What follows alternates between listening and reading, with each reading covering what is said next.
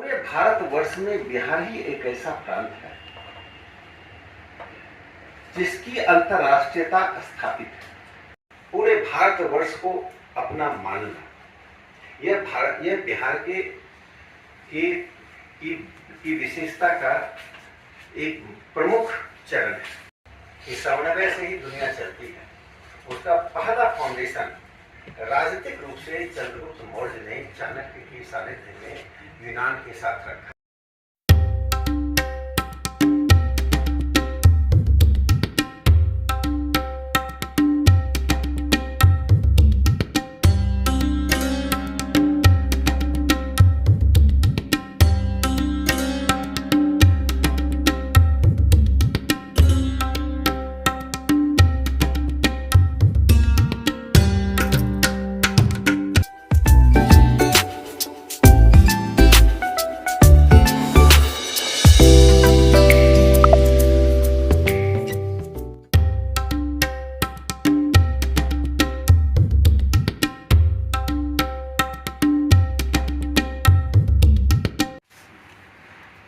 इस प्रगतिशीलता का मैं दो उदाहरण देता हूं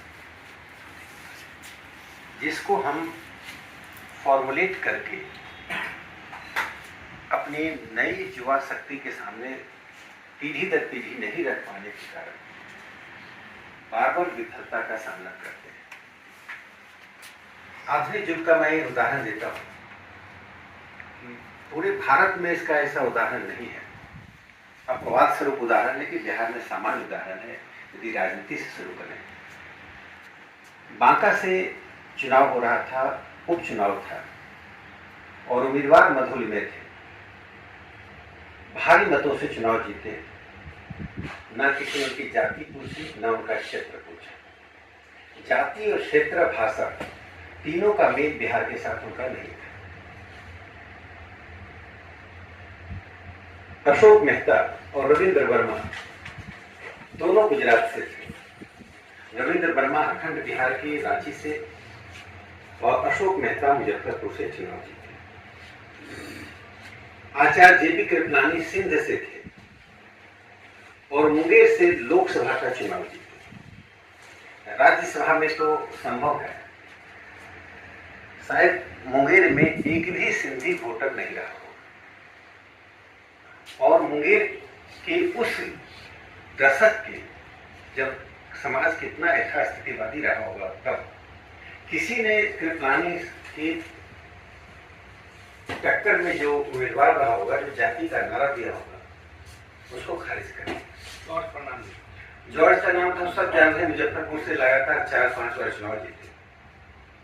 श्यामनंदन मिश्रा नेपाल से थे मूलतः और बेगूसराय से चुनाव लड़ा। तो इस तरह के अनेक उदाहरण आपको विधानसभाओं में मिल जाएंगे। मैं इधर जब से राजनीति में प्रवेश किया, मैं कई जगह गया, तो एक राजस्थान के राठौड़ जी गया और या जहानाबाद के किसी एक विधानसभा चुनाव में चुनाव जीते थे। मैं इसको जोड़ता हूं, ऐसा क्यों है बिहार? इस देश का पहला साम्राज्य जो अखिल भारतीय साम्राज्य था, वह चंद्रगुप्त मौर्य का था। और उस बात से इससे तो जोड़ते हुए उससे भी मैं जोड़ता हूं, क्यों बिहार का आदमी हिंदुस्तान के किसी हिस्से में रोजगार के लिए जाता है, वहीं घर बनाकर बस जाता है। कुछ लोगों की दृष्टि में यह बिहार की कमजोरी है, लेकिन मैं इसे कमजोरी नहीं मानता। बंगाल का, तमिलनाडु का, तेलंगाना का, हरियाणा का, पंजाब का व्यक्ति कहीं नौकरी के लिए जाता है, नौकरी समाप्त होते ही वहां का जमीन मकान बेचकर अपने राज्य में वापस लौटता है। बिहार के 80% लोग वहीं रहते हैं। इसका कारण क्या है? इसकी बड़ी बुनियाद है। जब मौर्य साम्राज्य की स्थापना हुई चंद्रगुप्त ने, तो चंद्रगुप्त ने 2 काम किया जो पूरी सभ्यता के इतिहास में उसका कोई समानांतर नहीं है। विवाह का तो हम प्रसंग जानते हैं, कार्नेलिया से विवाह हुआ और कार्नेलिया से जब उसकी विवाह हुआ सेल्यूकस की पुत्री से, तो कार्नेलिया में भारत बोध था। सिर्फ सुंदरता के आधार पर या जय पराजय के आधार पर विवाह नहीं था। हम इसे बात इस रूप में इतिहास से प्रस्तुत किया गया कि सेल्यूकस हारा और उसने अपनी बेटी थी और चाणक्य ने विरोध किया, ये अनैतिहासिक है, ये गलत प्रश्न। कार्नेलिया बचपन से ही भारत की भक्ति करती थी। वो सिस्टर निवेदिता के पूर्व की कोई महिला जिसने भारत भक्ति की और भारत आना चाहती थी। इसलिए उसके पिता ने बाध्य होकर अपनी मां से अलग करते हुए युद्ध के मैदान में अपनी पुत्री को लाया, जो कि एक अपवाद से घटना था। और ऐसा संयोग बना कि चंद्रगुप्त से विवाह हुआ। उसका नाम चाणक्य ने हेलेन रखा। तो कार्नेलिया ने पूछा कि मेरा नाम क्यों बदला जाता है? तो चाणक्य ने कहा, कार्नेलिया नाम मुझे पसंद है, यूनान का नाम है, लेकिन जिस नाम का उच्चारण भारत के लोग आसानी से कर सके, इसलिए मैंने तुम्हारा नाम हेलेन रखा।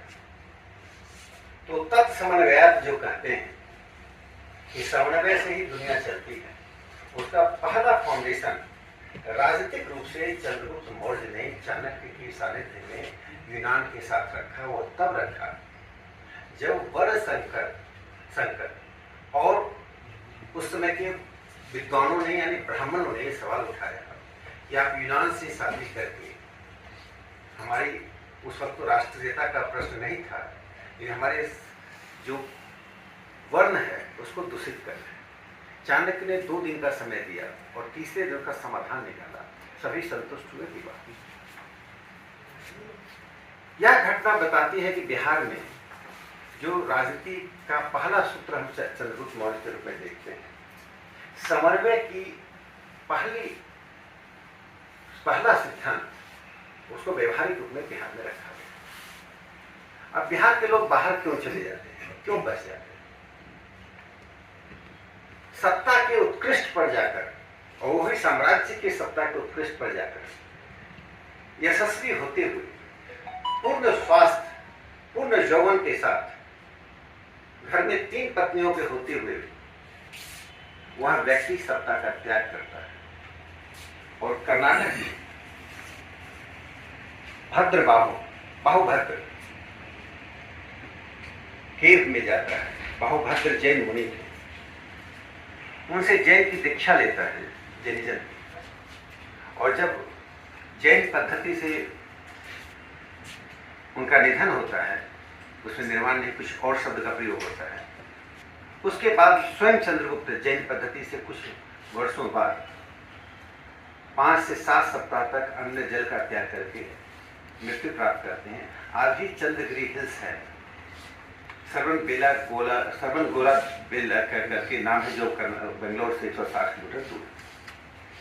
यह बात दिखाती है कि आखिर भारतीयता का दृष्टिकोण, पाटलिपुत्र में जन्म लिया व्यक्ति दक्षिण के कर्नाटक में जाकर, यह उसी तरह से है जैसे शंकराचार्य कालीजी में, उसको कलारी भी लोग बोलते हैं, केरल में जन्म लिया और केदारनाथ में प्राप्त किया। तो शंकराचार्य जी तो आध्यात्मिक पुरुष थे, वह असामान्य बात नहीं है। लेकिन एक राजनीतिक व्यक्ति का यह व्यक्तित्व जो पाटलिपुत्र और कर्नाटक के बीच की दूरी को 0 माइल में परिवर्तित कर देता है, ये बिहार की एक वैशिष्ट्य है। सत्ता के साथ निर्मोही होना और पूरे भारतवर्ष को अपना मानना, यह बिहार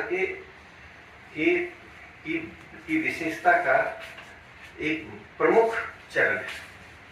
इसी कारण से बिहार में जब भी कोई पात्रता आती है, तो जो लोग जातिवाद के नाम पर ध्रुवीकृत रहते हैं, यदि पात्रता ड्राइंग रूम और सड़क पर एक जैसी है उसका व्यवहार, घर में बैठकर हम जाति का समीकरण करें और सड़क पर जाकर हम जाति भिन्न समाज की बात करें, तो जनता सूंघ लेती है।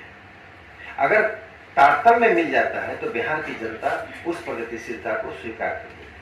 जैसे जयप्रकाश बाबू और कर्पूरी ठाकुर की प्रगतिशीलता को बिहार ने स्वीकार किया। दोनों की जातियां बिहार में अल्पसंख्यक ही नहीं, उंगलियों पर गिनने वाली संख्या की जाती है। ये बिहार की एक ऐसी सामाजिक सांस्कृतिक पृष्ठभूमि है जो बिहार का जो चित्र देखा जाता है, खींचा जाता है, उससे भिन्न है। उसको प्रस्तुत करने में हम विफल रहे। कामता बाबू ने जो कहा कि समस्या तो हम सब जानते हैं, हम गूगल पर जाएंगे तो सारी चीज़ें मिल जाएंगी, गरीबी रेखा 33% है, कुपोषण या जो बौनापन 42% बच्चों के साथ, ये सारी आंकड़े मिल जाएंगे। 2500 पंचायत के पास हाई स्कूल्स नहीं है। तो इन आंकड़ों में उलझने की आवश्यकता नहीं। वह कौन सी रेखा है जो रेखा को हम प्रकाशित कर दें कि बिहार रास्ते पर जाए। तो बिहार की जो अर्थव्यवस्था खराब है, तो बिहार की अर्थव्यवस्था कैसे ठीक की जा सकती है? पूरे भारतवर्ष में बिहार ही एक ऐसा प्रांत है जिसकी अंतर्राष्ट्रीयता स्थापित है। बाकी प्रांतों को अंतर्राष्ट्रीय बनने के लिए आइडिया ऑफ इंडिया का सहारा लेना पड़ता है। बिहार को अंतर्राष्ट्रीय बनने के लिए आइडिया ऑफ बिहार का सहारा इसका मैं कारण बताऊं।